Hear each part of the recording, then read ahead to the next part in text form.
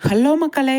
நம்மளோட மகாநதி சீரியல்ல வந்து ராகினி வந்து இந்த செல்ல தூக்கி ஆஃப் பண்ணி வச்சுட்டாங்க இல்லையா?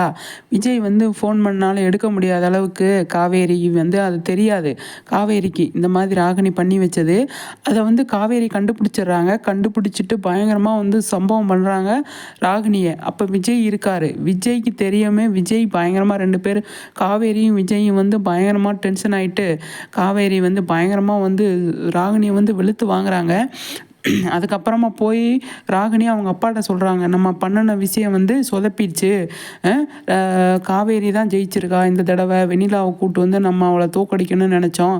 இப்போ காவேரி ஜெயிச்சிட்டா அப்படின்னு சொல்லி அவங்க அப்பாட்ட ஃபீல் பண்ணிகிட்டு இருக்காங்க ராகினி.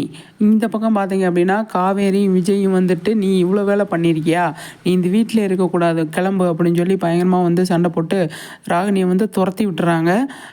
அதுக்கப்புறமா தான் வந்து காவேரி ஃபோனில் இருக்கிற லாக்கை வந்து சரி பண்ணிவிட்டு அதுக்கப்புறமா வந்து பேசுகிறாங்க விஜய்கிட்ட. ஆனால் இந்த ராகினி பண்ணதை காவேரி ஃபஸ்ட்டு கண்டுபிடிச்சிடுறாங்க. விஜய்க்கு தெரிய வரும்போது விஜயும் சேர்ந்து பயங்கரமாக வந்து ராகினியை பேசி விட்டுறாரு. பார்க்கலாம் என்ன நடக்குதுன்ட்டு. ஓகே ஃப்ரெண்ட்ஸ், உங்களை கருத்துக்களை